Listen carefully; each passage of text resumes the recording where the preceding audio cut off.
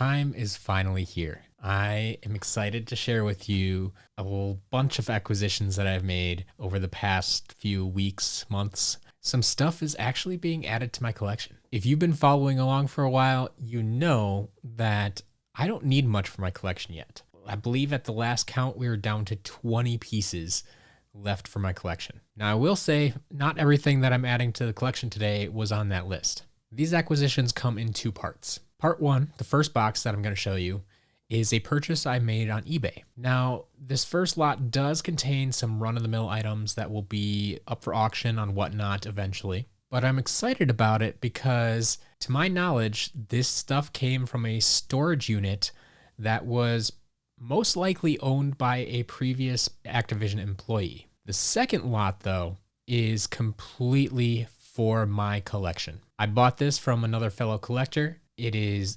just stuff I need for my collection, and it is the biggest purchase I have ever made strictly for the collection. So I hope you'll stick with me as we go through these unboxings. This first lot, as far as unboxings go, is on the smaller side.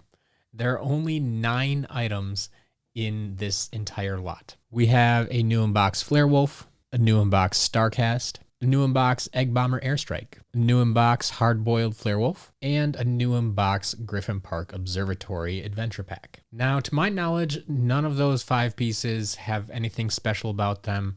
I think they're just the standard items that you could have purchased at retail. They just happen to be in this lot as well. This is not why I purchased the lot. This lot also contained 2 3D printed Imaginators with their original boxes. So let's pop these open and see what we have inside. First figure here appears to be a little ninja of sorts. Very short guys, if you remember those. This one unfortunately does look like the weapon has some damage. Like the third point of the weapon is broken off, but it's not like rattling around in the bottom of the container.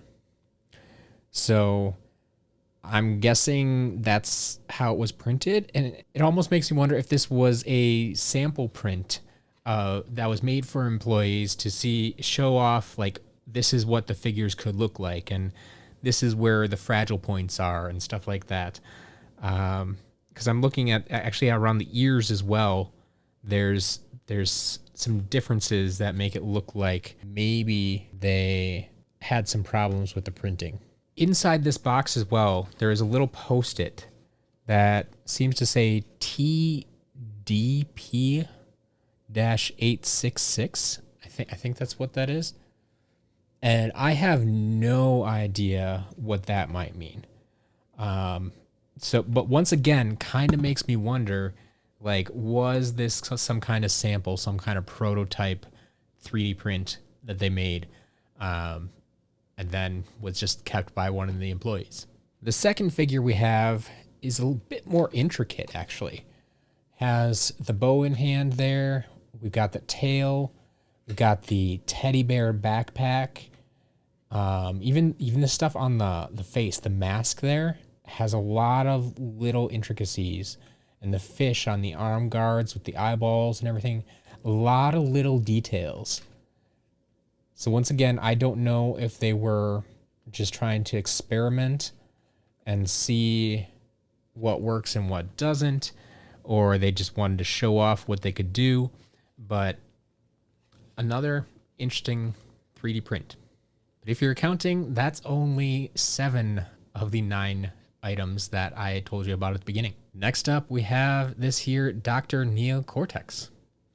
And at first glance, you might wonder, well, what's so special about him? He looks normal. Well, one thing in particular. If you look at the bottom of the figure here, you'll see a nice label that tells us that this was a prototype figure. Dr. Neo Cortex for round 1 sample approval, non-functional. And it gives us a date and a company and all that stats. So, prototype figure. This is one of the first ones that I've actually had my hands on. I don't usually collect prototype figures, and in fact, I think I already have a deal worked out that this is going to find a new home already. along with the 3D printed figures. But still, a very cool piece. Very cool piece. I'll give you a little bit of a comparison here to show you. This one does have a huge lean. We always kind of joke about it already, even with the finalized figure, but the lean, the backwards lean on this figure compared to the final figure is egregious. Like, obviously, yes, this was round one, and obviously they made a few changes, so all for the better. But the final piece in this lot is the one that I'm most excited about, and is the one that is actually sticking around in my collection. Here we have what I believe to be 3D printed Double Trouble figure. Now this is the kind of 3D printing I've seen before, whether it was at a museum or just in other pictures or other people's collections. But it's the type of 3D printing that they've used before to sample figures ahead of time. So you may notice that, like, this is not a figure we ever got, not in this exact pose. I do believe this was a prototype sample for Series 2 Double Trouble. You can kind of tell with the orangish coloring on the ring down here. Unfortunately, the staff has been broken off, but all the rest of it leads me to believe that, yeah, this was going to be a Series 2 Double Trouble, or an early version of Series 2 Double Trouble. The bottom, obviously there's no chip in there. You can see just hollowed out center there. But all the other little details are there. And honestly, I'm going to have to find a case to put this in because I don't want anything else to break. Like I said, the staff is already broken, looks like on the top and bottom. And this little feather over here doesn't quite match this one over here. So I'm pretty sure that broke off at some point. But yeah, it is a fantastic little figure there. Well, that first box had quite a lot of exciting stuff. It is not that exciting for my collection because, like I said, I'm not keeping most of it. However, in this second lot, that I made a private deal with a community member, Tom. This lot is completely for my collection. Every single item you see here is going to stay in my collection. This is where the list of 20 items that I still need is going to shrink significantly. First up, we have the final silver figure I need, Silver Eruptor from Skylanders Spyro's Adventure. Still new in box here. The box is a little bit beat up, but I'm not too terribly worried about that. I am just happy to have this thing in my possession. And I mean, having it in the box like that means it hasn't been touched by a bunch of hands, and we can keep it nice and clean that way. Next, we have Gold Flame Slinger, the original Gold Flame Slinger here. Once again from Spyro's Adventure. It's been on my list for a very, very long time. And not only, once again, am I glad to have this in my collection, I'm sure it's legitimate. I trust Tom. He's been collecting for a long time. And it looks fantastic. The box, once again, a little bit beat up, but I'm not too worried about that. To go along with that, we have Gold Chop Chop, another SSA rare chase variant that I have been on the hunt for a very long time. Glad to finally add to the collection, and it's going to make a wonderful addition to the shelf. And to round off that set, of course, we have Gold Drill Sergeant. This one in the triple pack. It did come in both the single and triple packs. A lot of these did back in the day. But I did not have any of the gold figures in my collection previously. So glad to add all three of them here at once. Next, we have glow-in-the-dark Zap. This is the final glow-in-the-dark figure that I need for my collection. And honestly, probably the one I've been looking forward to acquiring the most, just because I do enjoy Zap as a character. But the other ones you may see back on the shelf, I don't know if it's quite in the shot. Glow-in-the-dark Glow-in-the-dark Wrecking Ball is loose on the shelf. Glow-in-the-dark Warnado is way up top in a partial box, so I know he's not in the shot. But you can see here, Glow-in-the-dark Zap, you know what they look like.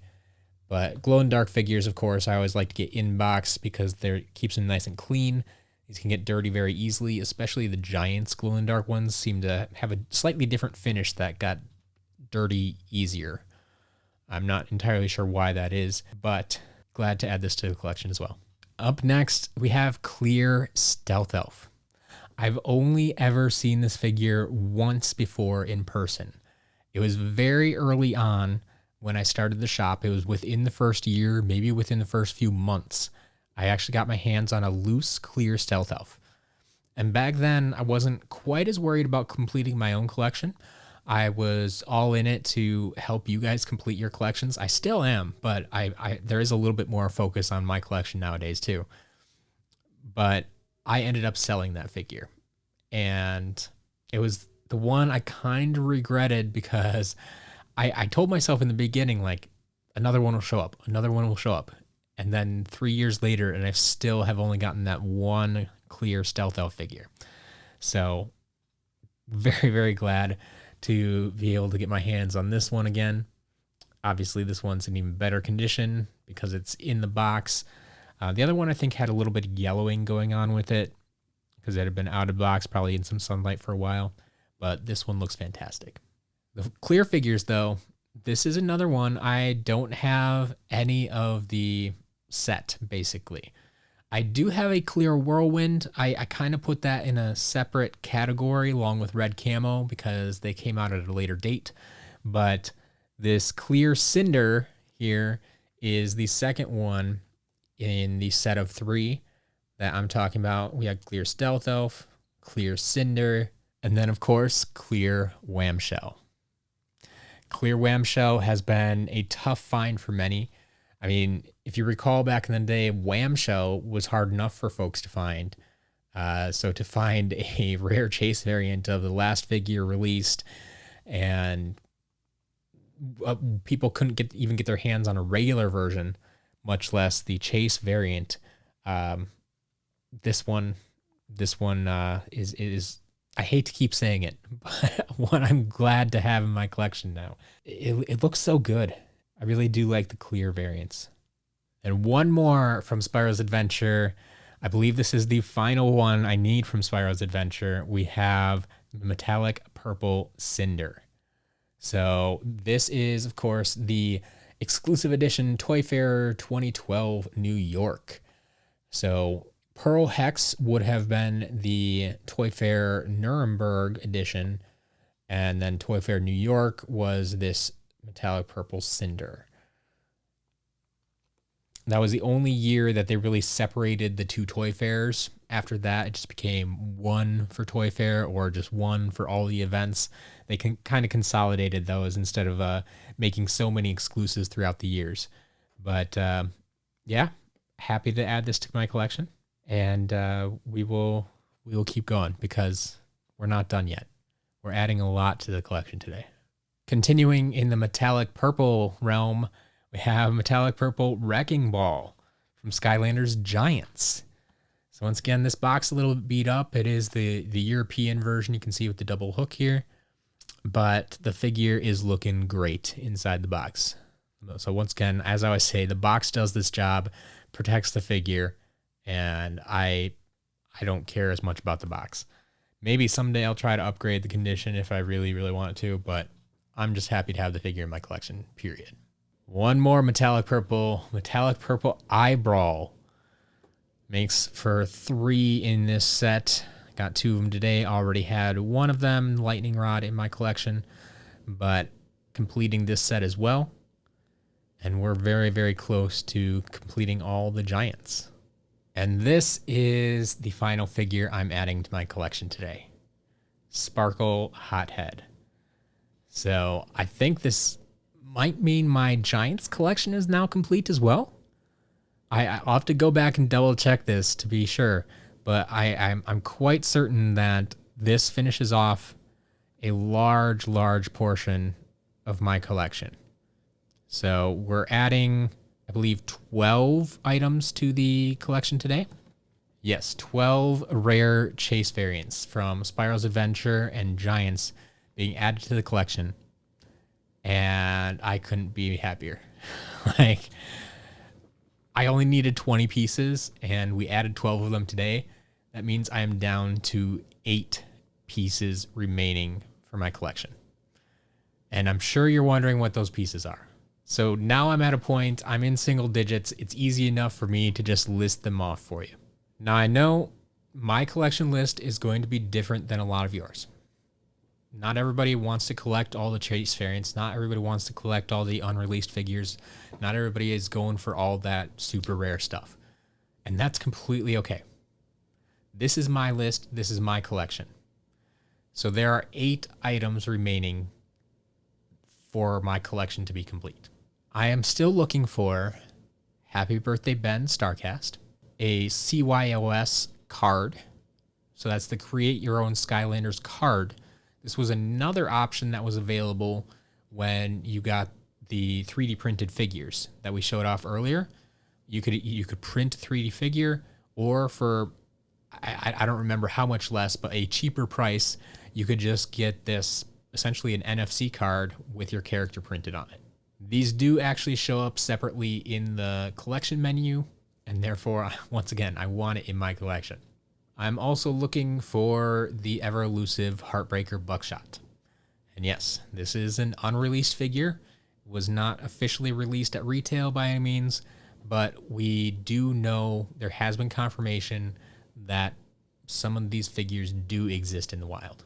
And along those same lines, the other 5 items that I need are the 5 unreleased creation crystals. They're hard to come by. There's not many out there, but I do know some people that have their hands on some of them already. So I know that they exist, and I would love to add them to my collection someday. But that's it. Those are the 8 remaining items I need for my collection. It's just Happy Birthday Ben, CYOS card, and 6 unreleased items. Now, before you go, there are 2 more items that Tom was gracious enough to give me along with these 12 figures that I need for my collection. These were items that I didn't necessarily want for my collection. I didn't know that I wanted, but since he had them available, I decided to take them as well. This is a box I've talked about many times. This is the Skylanders Battlegrounds that came with the LG Smart TVs over in Europe. This is the box where you would have found clear whirlwind or red camo. This is the only way they were distributed. So this box has been opened, and no, there is not a red camo or a clear whirlwind in here, but it does still have all the contents. And so you can kind of see in here, like there's 3 new in box Spyro's Adventure figures. Down at the bottom, there's like a redemption code to unlock the Skylanders Battlegrounds game on your smart TV and all that stuff. But the box itself is really the collectible. I appreciate that it has figures in it, so there's some weight to it. It has all the parts that were originally shipped with it, but not something I necessarily would have considered collecting initially. But since it was readily available, I didn't have to import it or anything like that. Happy to have it. But the final piece here was one that I didn't even really know existed. This is the Skylanders Swap Force gift box. This is another European exclusive to my knowledge. And this gift box was handed out to people who pre-ordered Skylanders Swap Force. So in the US, it was treated a little bit differently. We had the pre-order card that had the UFO hat on it, but we paid $1 for that. We got to take the card home right away, and then we came back and picked up our game, the starter pack, and we got the free Light Core Hex figure and whatever other bonuses the store was offering wherever you pre-ordered. Well, this is how they facilitated it in Europe. They didn't necessarily have pre-order cards. You could pre-order the game, but then they would give you this box that the gift box includes Light Core Hex, an exclusive bonus card, which you can see down here is the UFO hat card, and then a special Swap Force poster. So this box here opens up, And honestly, the box is kind of cool because it in itself can swap. So I thought that was a brilliant, brilliant little touch there. But inside this box, we have a little bit of bubble wrap to keep things safe. But we do, in fact, have a new unbox like Cortex. We do have this giant poster. Once we unfold it, I'm not going to be able to unfold it all the way, but big poster. And, of course, the exclusive UFO hat card. So we've actually sold one of these at auction before, and it's the European version. You can tell because for a couple of reasons. One, it doesn't have the hang tag up top here. There's no hole in the card. And two, it doesn't specify which console it's for. Because they didn't sell them ahead of time, you didn't have to specify which console on this card. It wasn't unique in that manner.